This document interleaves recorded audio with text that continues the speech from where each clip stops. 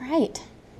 The next book that I get to read to you guys today is called A Farmer's Alphabet. And I fell in love with this book the first time I read it to Arlo. This is a gift from Arlo's grandma, and it's actually illustrated and written by two local authors. You'll notice when I turn the page, there's a note to Arlo.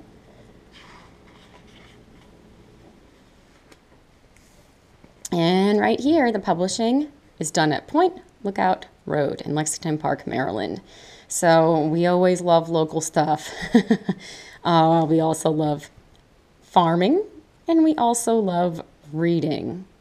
This is less like a guided reading book and more like a read aloud. And although it's an ABC book, it's really geared towards any age because of these beautiful illustrations and because some of the words are unknown words, words that we really don't know unless you're a farmer, words that I didn't know until the first time I read this book.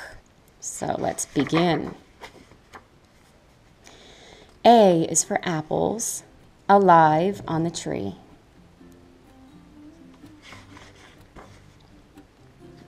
B is for blossoms and bright buzzing bees. That's my favorite part about our garden in the summer. C is for corn, crib, for cat, and for crow. As we're reading, maybe think about some other things that start with these letters and maybe some of the other sounds that these letters make. D is for daisy, for dill, and for dough. And for some people, not all, but for some, might be wondering, what is a doe? Now you can use this picture right here to give you some information, give you a clue. A doe is a female deer. Oh, it's my favorite. E is for eagle and eggs from a hen. Two different E sounds right there. And I will pause right now and let you guys know that if you're looking for some other instructional activities, the Eagle Cam at Port Tobacco River Park is amazing because the eaglets just hatched from their eggs. Arlo and I have been watching their progress, watching Mommy go and give them some food, and it's been pretty awesome. F is for follow, for frog, fly, and fen. Lots of unknown words there. Maybe make a guess as to what you think those words mean if you don't already know. Like fen. I'm going to make a guess that maybe a fen is a body of water. Just by looking at that illustration. G is for gooseberries, gobblers, and guests. H is for hay and help at the harvests. And how do you think she feels about the harvest? That's usually how I feel about the harvest too.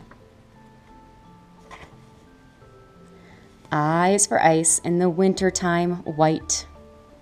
Which we didn't get too much of this year. Or any.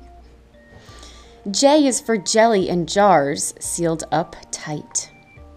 You might want to notice as I'm reading out loud some of the words that rhyme in this book. K is for kale and for kernels of corn. L is for lettuce and lambs newly born.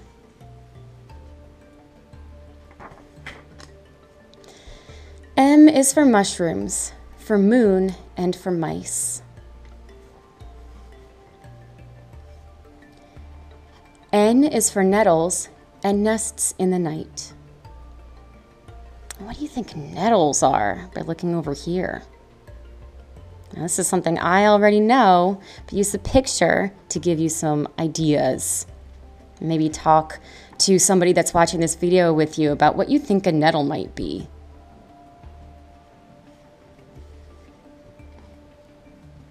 O is for owls. It's a different kind of O sound for onions.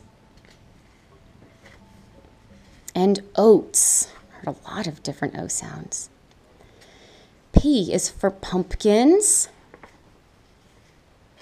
potatoes, and poultice.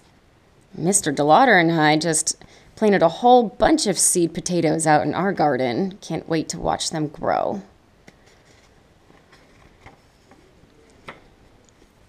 Q is for quinces and quivering quills.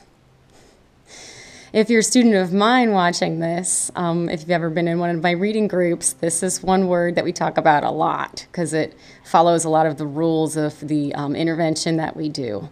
We tap it out, quills, quills, and how S at the end of the word sometimes makes a Z sound.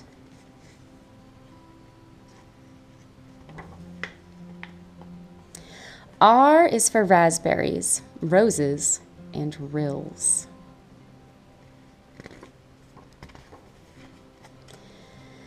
S is for squash, and for seed, and for sparrow.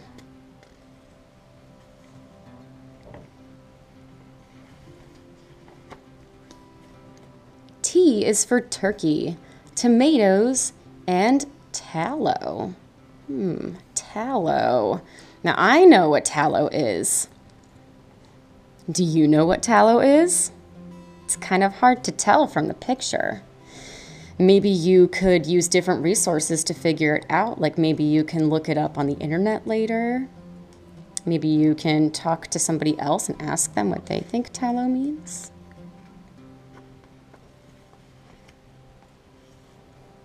U is for umber, a rich, earthy brown.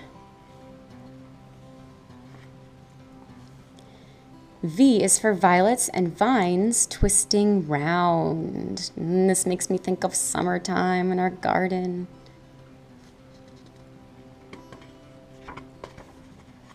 W is for weaving, for wool, and for willow.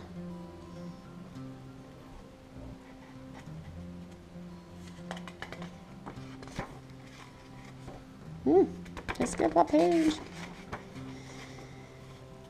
X is for xylem. That's wood, green or yellow. That means that it's not all the way ready. If you're using it to burn, it's kind of fresh. Y is for yearlings, behind young yew trees. Z is for zucchinis and catching some Z's. Now they look comfy, don't they? Z. The end. One really cool part about this book, and I won't read everything, but the authors kind of included some extra information about everything that we write about in the book. So if you want to, you can pause and you can read the information about any of those things that you didn't know about. For example, tallow, right down here. You can learn a little bit more about that. You can learn a little bit more about fens right here. Oh, it says fens are marshy places. So I was pretty close with my inference, my guess. Okay.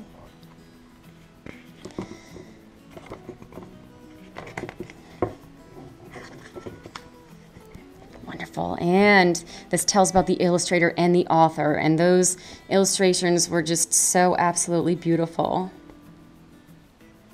And I do want to thank you for listening to these read-alouds as I read them. I tear up a little bit. It's giving me a little sense of normalcy. I'm really missing my students. So being able to read out loud, actually, I thought it was going to be kind of weird to read to a camera, but it's not.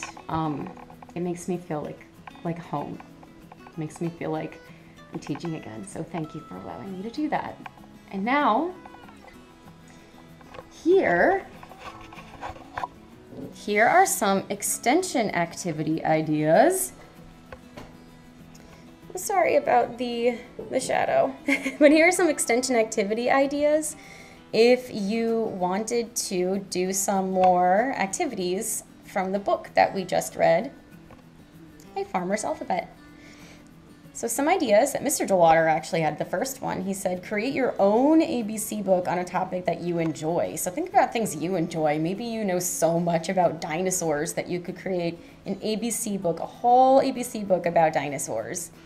Or maybe you can talk about all your favorite foods that start with the letters in the alphabet. A second idea is to write an acrostic poem for a word that you learned that you didn't already know about in the book. So I chose a word that I already knew, but the example's right there, kale. So you come up with a line for each of the letters in the word.